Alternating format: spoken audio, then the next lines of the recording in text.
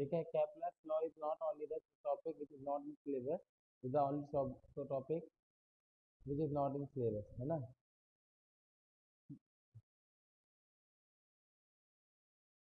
मयन एक बार दीपांश को कॉल करो, सायांश एक बार शाश्वत को कॉल करो।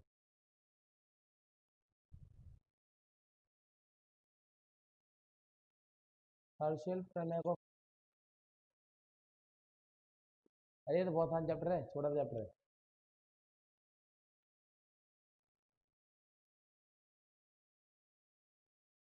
नहीं वो प्रणय है क्लास में।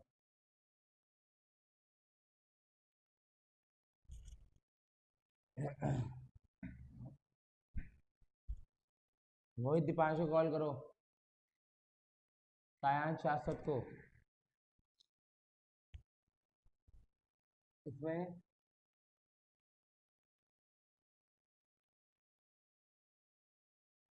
किसका,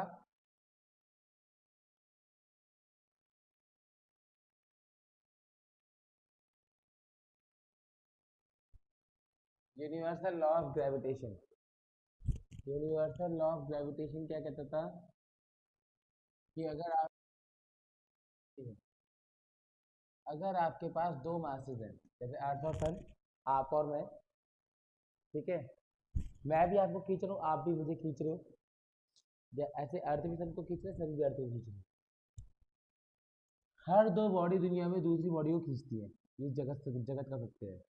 ये भाई साहब न्यूटन, ये न्यूटन ने कहा था, ठीक है। तो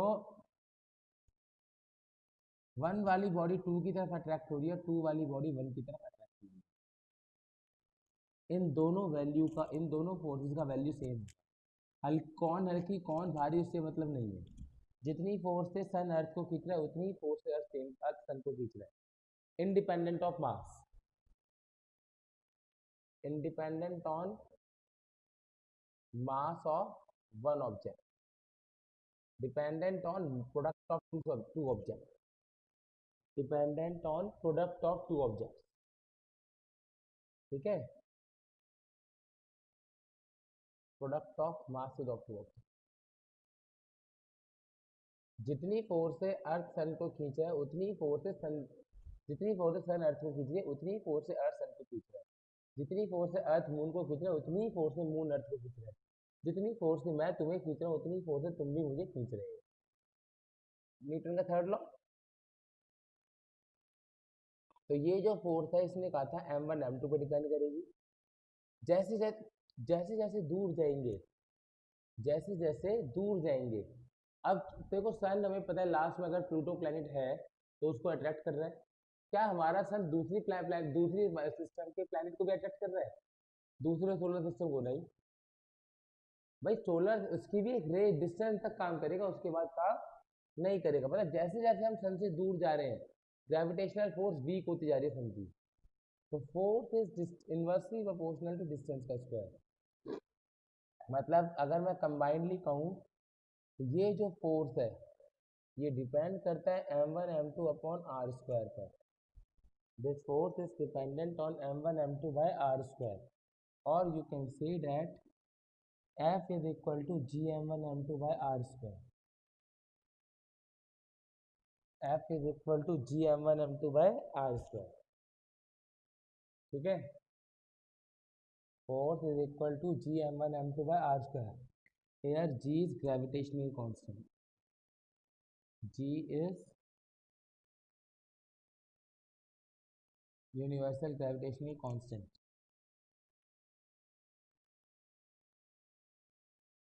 6.67 into 10 raised to power minus 11 Newton meter square per kg square.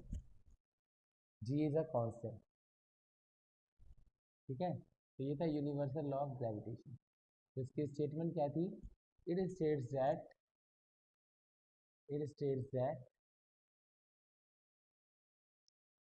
every body in the universe, every body in universe attract another body with a force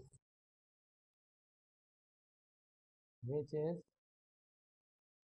directly proportional to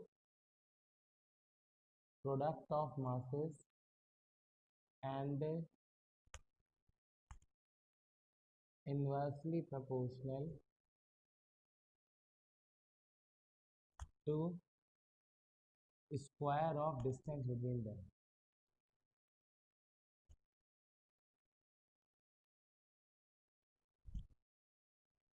ठीक है, इसकी कैरेक्टरिस्टिक्स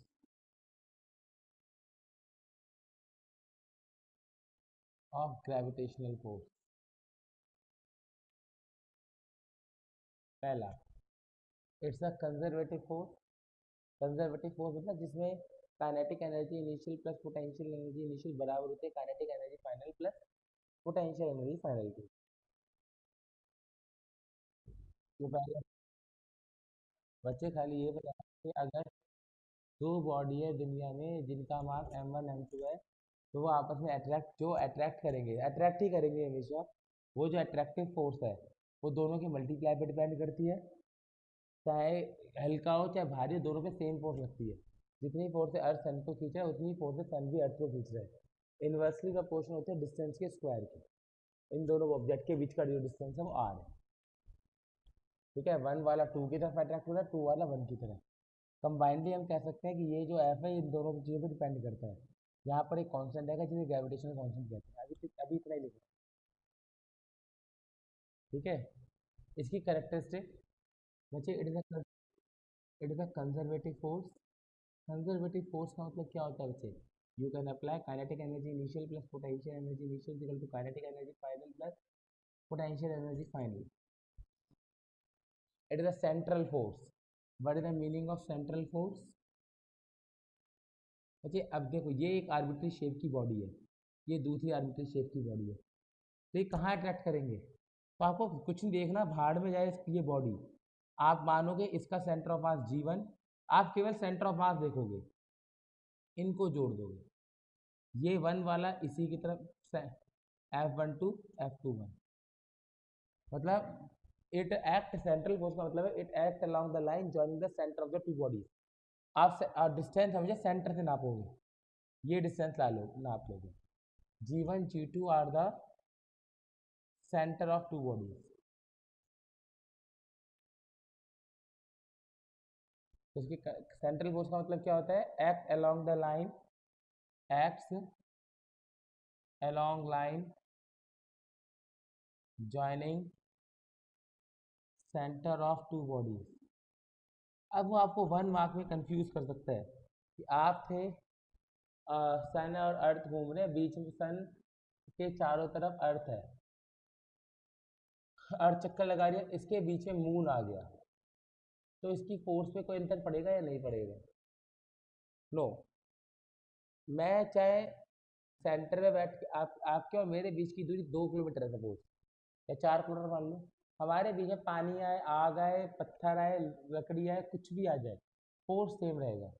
ये जो फोर्स है ये independent of object in between है, independent of medium in between the two bodies, in between two bodies. ये दोनों ऑब्जेक्ट्स के बीच में जो मीडियम है उस पर डिपेंड नहीं करती।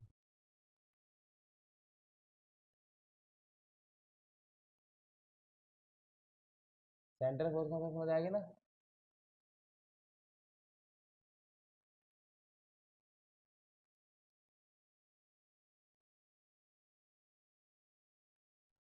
और डिस्टेंस हमेशा सेंटर से मेजर करना है। Distance has to r distance has to measure always from the centre, always from the centre of the two body. मतलब अगर ये दो बॉडी है तो ये नहीं ये डिस्टेंस लेना, इनसे तो ये मतलब ही नहीं, मुझे एक का सेंटर पकड़ना है दूसरे का सेंटर पकड़ना है, इन दोनों के बीच का डिस्टेंस लेना है। R is the distance between the centre of the two body, r is the distance between centre of two body.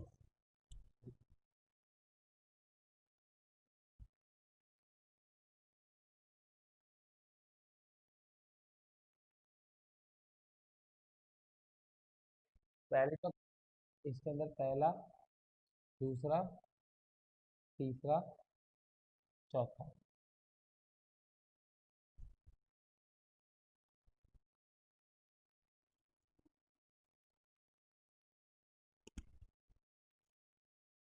It is the weakest force, दुनिया में इससे वीक कोई फोर्स नहीं है।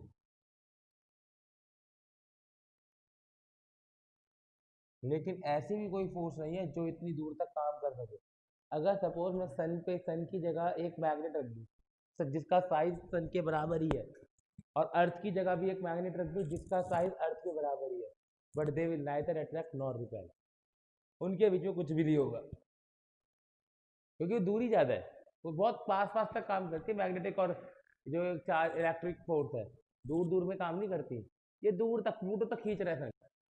ये वीकेस्ट फोर्स है, बात मान। क्या बच्चे? नहीं, कुछ नहीं है ना, वही तो कह रहा हूँ। कुछ ही नहीं है। सन अगर एक मैग्नेट है तो दूसरे मैग्नेट को एक लिमिट तक अट्रैक्ट करेगा, उसके बाद अट्रैक्ट ही नहीं करेगा। 1 किलोमीटर की रेंज भी नहीं होगी। अर्थ तो इतनी दूर है सन से। ठीक है, तो यही मैं बता रहा हूँ कि ग्रेविटेशनल फोर्स वीकेस्ट तो है, लेकिन सबसे दूर तक काम करती है, but has a largest range. हाँ बोलो।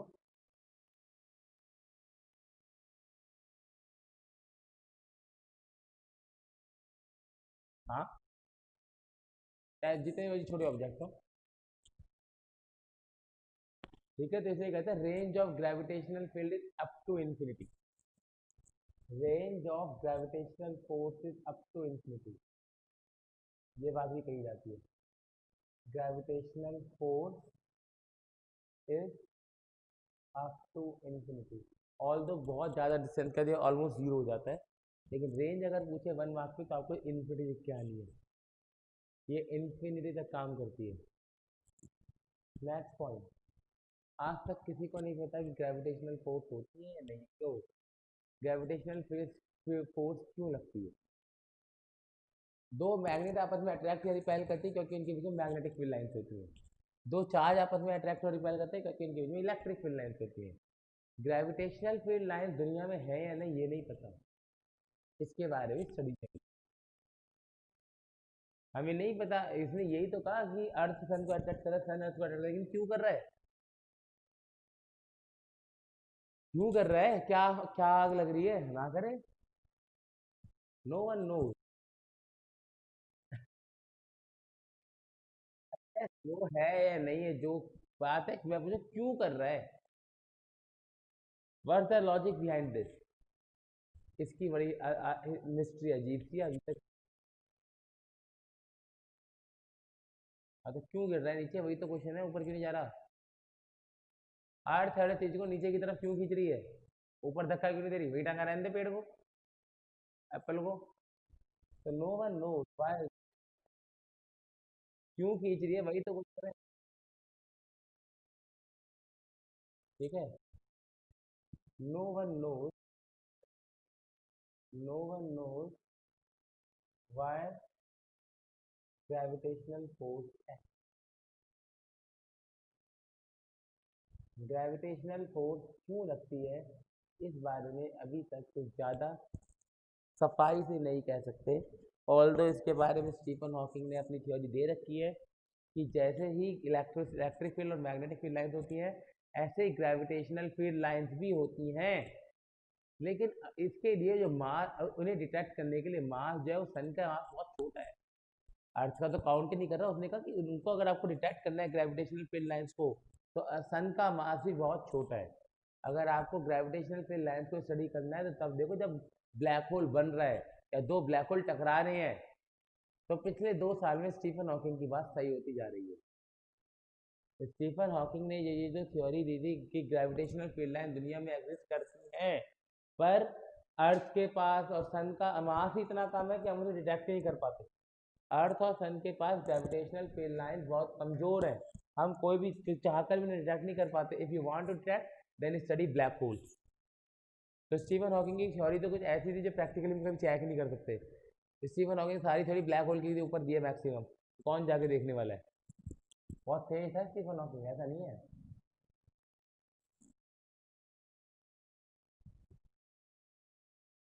क्या हुआ, हाथ भी चलते थे? बॉडी नहीं, उसका केवल गाल हिलता था। नहीं, हाँ बट टाइप करता था वो गाल से। उसके पास उसकी मशीन के अंदर एक बटन उसके गाल पर आता था, यहाँ पर गाल पर। वो गाल ऐसे ऐसे हिलाता रहता था, वो बटन आगे सामने सेलेक्ट होते रहते थे। उसके सामने एक कीबोर्ड रखा रहता था, जब जब वो मशीन कुर्सी में बैठता था, ठीक है, वो ऐसे ऐसे करता रहता था, उस मतलब वो सारा काम अपने गाल से करता था। आईबीएम ने उसे स्पेशली मशीन बना के दी थी, जिस कंप्यूटर की कीमत 12 करोड़ रुपए है आज की डेट में। 12 करोड़ रुपए। जिस मशीन पे वो बैठता था वो 12 करोड़ रुपए की थी। अच्छा ठीक है। चलो, बस बस। वो सबसे खतरनाक काम है, पता नहीं क्यों। 22 तारीख तक करना है, 28 तक करना है, 28 तारीख तक करना है। तो यूट्यूब पे क्या लिखा था? Medium in between the two bodies, कि दो बॉडीज के बीच में कौन। हाँ मीडियम के बीच में आग है, पानी है, पत्थर है, कुछ भी है, उससे मतलब नहीं। ठीक है। देखो, universal law of gravitation in vector form. Universal law of gravitation in vector form.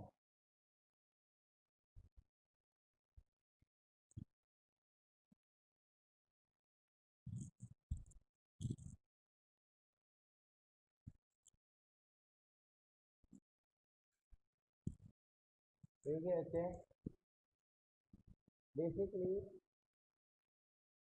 मुझे वेक्टर हमने जो पढ़ा, F equal to G m n m two by r square, ये केवल वैल्यू है। ये केवल वैल्यू है।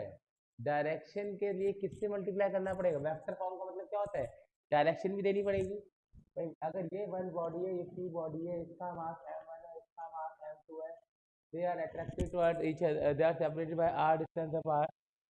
ठीक है।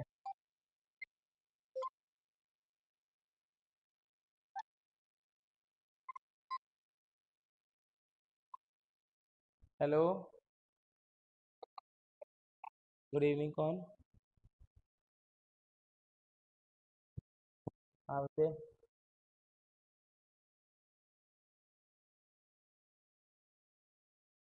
बच्चे अभी ना, आप समय को शाम को कॉल करना, मैं अभी क्लास ले रहा हूँ।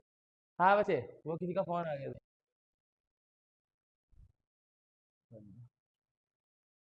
अब पता है, रिकॉर्डिंग में फोन भी चला जाता है। ये वन टू, ये दो बॉडीज हैं। ये F12,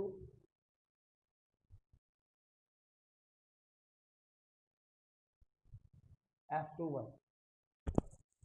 F12 का मतलब है force on one due to two. तो मुझे पता है F12 हो चाहे F21 हो, दोनों का वैल्यू बराबर है, Gm1m2/r²। ठीक है। Vector, but it is just a magnitude. It is just the magnitude. We are talking about the vector form. Vector form का मतलब डायरेक्शन भी देनी है। तो जबरदस्ती दो वेक्टर लेकर आओ यार। एक वेक्टर वन से टू जा रहा होगा, इसको r12 मान लो। एक वेक्टर टू से वन आ रहा होगा, इसे r21। Vector r12 stands for vector from one to two, vector from one to two, and vector r21 stand for vector from two to one. ठीक है। r12 का कैप, कैप का मतलब क्या होता था? Unit vector. Unit vector from one to two. Unit vector हमें क्या बताता था? उसकी direction. That is direction from one to two. Direction from one to two, unit vector हमें केवल डायरेक्शन बताता था। And vector r21, unit vector from two to one. Unit vector from two to one मतलब direction from two to one. ठीक है। तो vector F12 is equal to कितना हो जाएगा?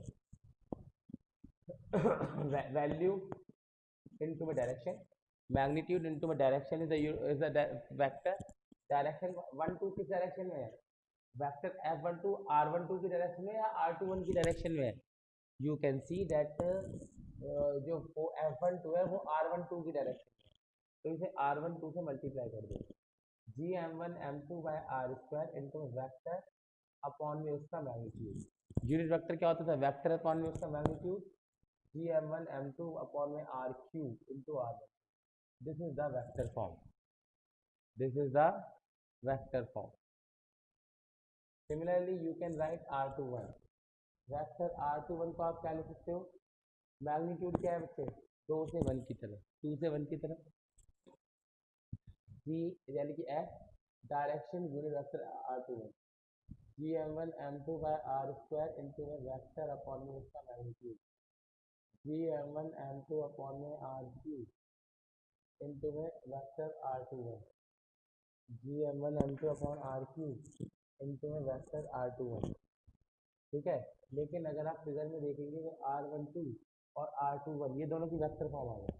अगर खाली वेक्टर फॉर्म लिखने को कहे तो आपको यहाँ तक ड्राइव करना है, लेकिन कभी कभी वो कहता है proof Newton third law also, कभी कभी कहता है use universal law of gravitation to prove Newton third law. ठीक है, अगर आपको प्रूव करना है न्यूटन थर्ड लॉ ऑल्सो तो आपको इतना तो करना ही करना है, इतना तो करना ही करना है। इसके आगे 2 लाइन और लिख देना बस। आप फिगर में देख सकते हो vector R21 is equal to minus of vector R12, तो vector F21 is equal to G m1 m2 by R cube into minus of R12 is equal to G minus of G m1 m2 upon में are cube into vector R12 is equal to minus of vector F1।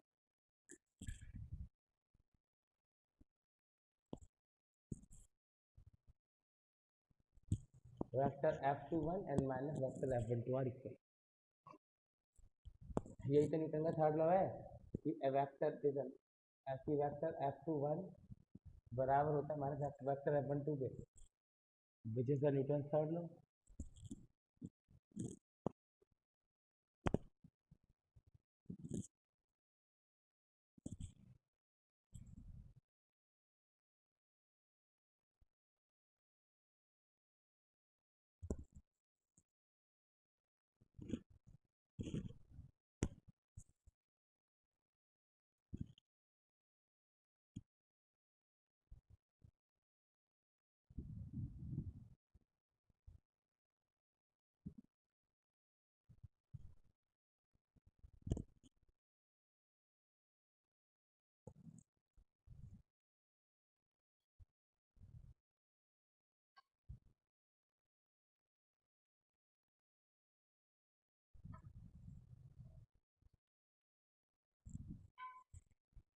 अब थोड़े और मजे लेते हैं, ये मैं रब कर दूं बच्चे, यस और नो।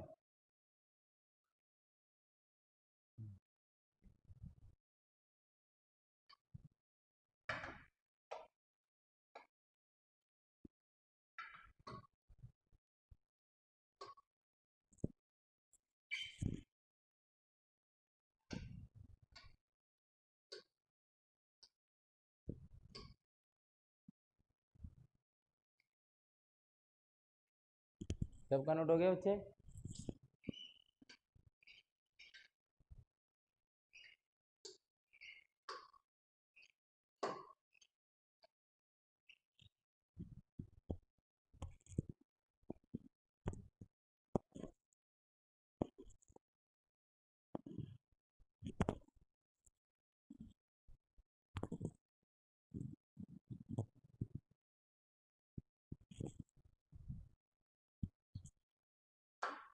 देखिए बच्चे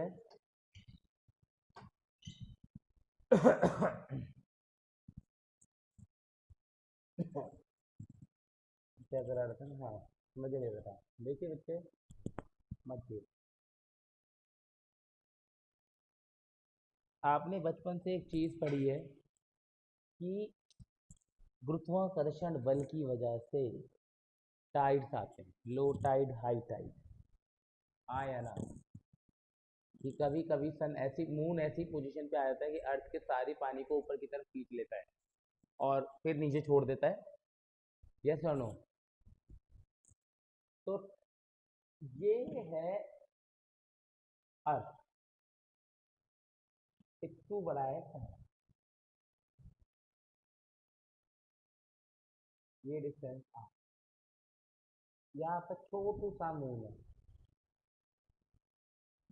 इसका भी है। ये टाइड सन की वजह से क्यों नहीं आते? ये एनसीईआरटी का पहला क्वेश्चन।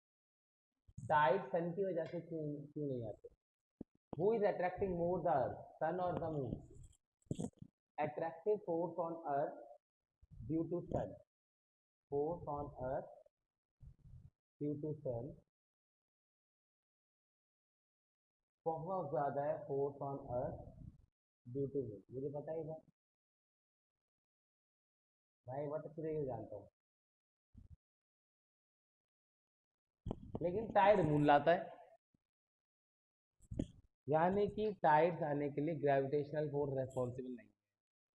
बचपन से जो पढ़ा सब गलत है। टाइड लाने के लिए जो फोर्स है उसे टाइडल फोर्स कहते हैं, तो ग्रेविटेशनल फोर्स से क्या मतलब? टाइड जो है ग्रेविटेशनल फोर्स की वजह से नहीं आते। Tide occur due to tidal force, occur due to tidal force, not gravitational force, not gravitational force. Tidal force is inversely proportional to r cube. Gravitational force तो आर स्क्वायर पर depend करती है value. Gravitational force का magnitude जो था वो R square के inversely proportional था, लेकिन जो टाइडल फोर्स का मैग्नीट्यूड है वो inversely proportional to R cube है। तो tidal force on earth due to moon बहुत ज़्यादा होता है, tidal force on earth due to sun. तो टाइड जो है वो ग्रेविटेशनल फोर्स की वजह से नहीं आते, तो बचपन से आपने बात गलत पढ़ी। ठीक है, मुझे क्या पता, पर मुझे भी इतना ही पता है टाइड्स के बारे में। इस टाइडल फोर्स का अगर मुझसे आप कंप्लीट फॉर्मूला पूछ लो तो मुझे भी नहीं पता होता हो। कभी ध्यान, काम नहीं पड़ा मेरा, मैंने ध्यान नहीं दिया।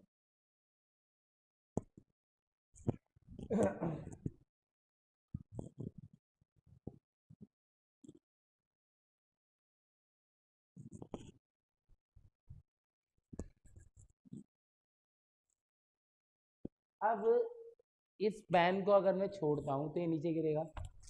न्यूटन अंकल की बात बिल्कुल ठीक है, ठीक है। सन तो अर्थ पे आके नहीं गिर रहा, या अर्थ सन पे जाके नहीं गिर रही, ऐसा क्यों? ग्रेविटेशनल फोर्स ही है, लेकिन एक चीज दूसरे की तरफ जा रही है लेकिन दूसरी चीज नहीं जा रही, ऐसा कैसे हो सकता है?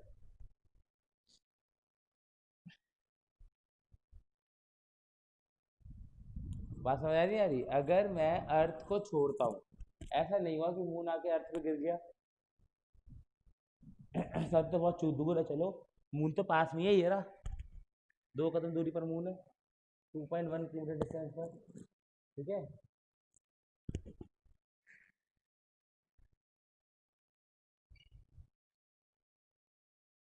बताओ।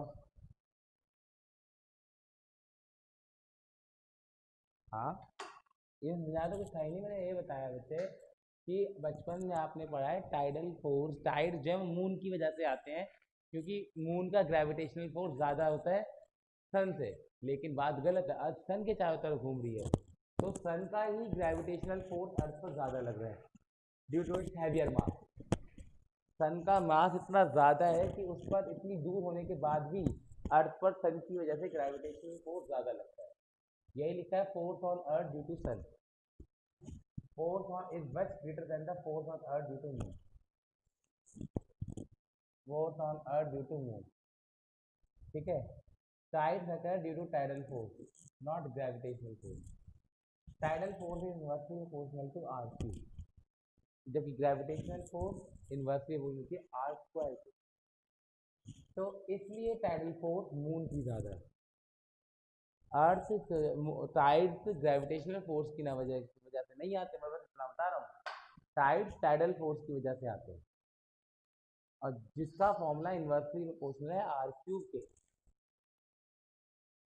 अब मैं जो बात पूछ रहा था वो ये था कि सेकेंड पॉइंट, ये एक अर्थ है, यहाँ से मैंने एक स्मॉल एफ को मास को ड्रॉप किया, तो ये नीचे गिरेगा। I am 100% sure and you also know कि अगर ये मास आर्म है, यहाँ से अगर मैं इसी चीज़ को नीचे फेंकूंगा या ड्रॉप करूंगा तो वो नीचे ही जाएगा। यहाँ पर कहीं सन भी है बेचारा, ये सन नीचे क्यों नहीं आ रहा? इस सन की वजह से अर्थ गोल गोल घूम रही है, बड़ी दिक्कत की बात है।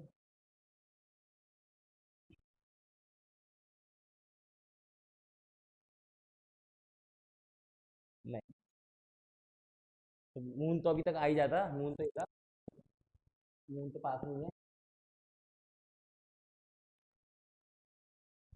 बच्चे हो क्या रहा है? ये तो वैसे ये सब क्वेश्चन आएंगे ही, तो वैसे पूछ रहा हूँ ऐसे ही।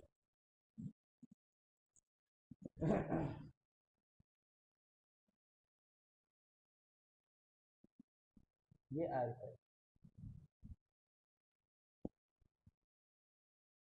एक पहली और पहला ऑब्जेक्ट, ये मेरा ऑब्जेक्ट वन है, इसको मैंने ड्रॉप किया है।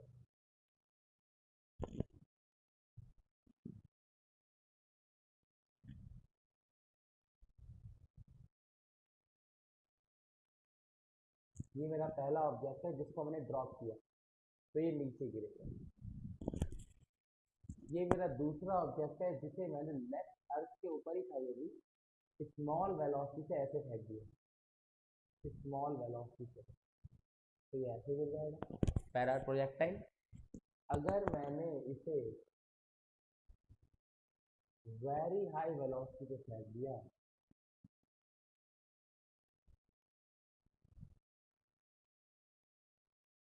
अर्थ पे, तो ये नीचे नहीं गिरेगा, ये गोल घूमना शुरू करेगा। तो गेम जो खेल रहा था वो वेलोसिटी खेल रही है। अगर मैंने इसे ऐसे फेंक दिया वेरी हाई वेलोसिटी से, तो ये नीचे नहीं गिरेगा।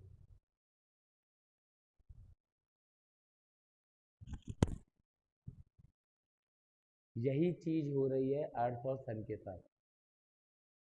ये अर्थ सन है, अर्थ इसके चारों तरफ, कोई भी प्लैनेट है इतनी तेज स्पीड से घूम रहा है कि वो कभी इसकी तरफ जा ही नहीं रहा, वो इसके चारों तरफ गोल घूम रहा है। वहीं अगर अर्थ को रोक दो, अर्थ के चलने को स्पीड की, वो गोल ही की तरफ सन के अंदर घुस जाएगी। अगर अर्थ चलना बंद कर दे तो गोली की तरफ सन के अंदर भाग जाएगी, जैसे कोई भी चीज नीचे गिर रही है। हैवी चीज कौन है? अर्थ के, अर्थ के पास सेब आ रहा है, सेब तो अर्थ के पास नहीं जा रही। Lighter object move toward the heavier object. Light देखो, अगर लेस वेलोसिटी, देखो इसकी देखो, if velocity is very high, if velocity is perpendicular to gravitational force, यहाँ पर ग्रेविटेशनल फोर्स नीचे की तरफ है, gravitational force and is very high, then that object, then lighter object start to revolve around heavier object, around heavier object. Third, second, if an object is dropped, if lighter object is dropped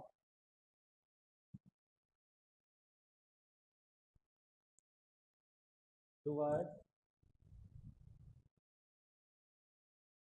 very heavy object, very drop on very heavy object,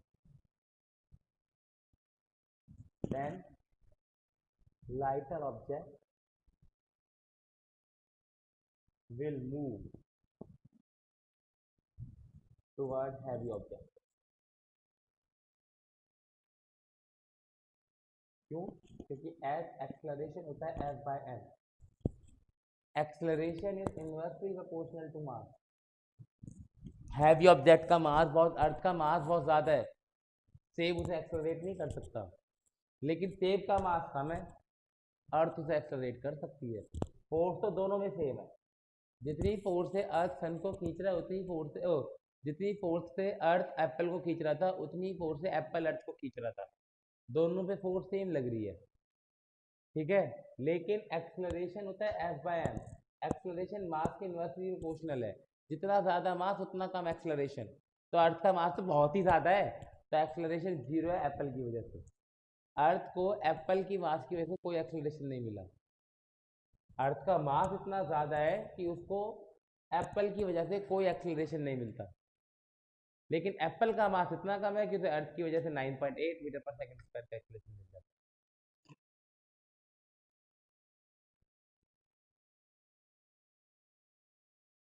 क्या? हाँ, लेकिन velocity वहाँ dominate कर रही है भाई, perpendicular force, very high velocity. Apple की velocity थोड़ी थी, सेम हाइट से, मैं क्या कह रहा हूँ, एप्पल एप्पल सेम हाइट पर है, उसे ऐसे बहुत तेज फेंक दे तो वो नीचे नहीं गिरता, वो गोल चक्कर लगाने शुरू कर देता, जैसे अर्थ हमकी लगा रही है। एप्पल तो अभी वही है, एप्पल तो अभी वही है। सेम सेम कंसेप्ट यूज करते हैं सैटेलाइट लॉन्चिंग में। जो सैटेलाइट ऑर्बिट में डालते हैं, कैसे डालते हैं?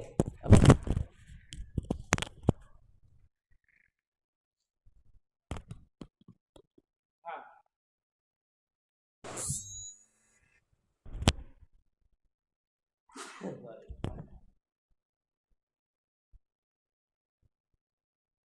हाँ बच्चे,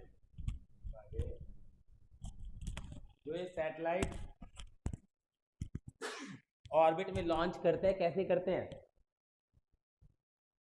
यहाँ से फेंकते हैं, ऐसे ऐसे ऐसे ऐसे ऐसे ऐसे ऐसे ऐसे ऐसे रुक जाते हैं।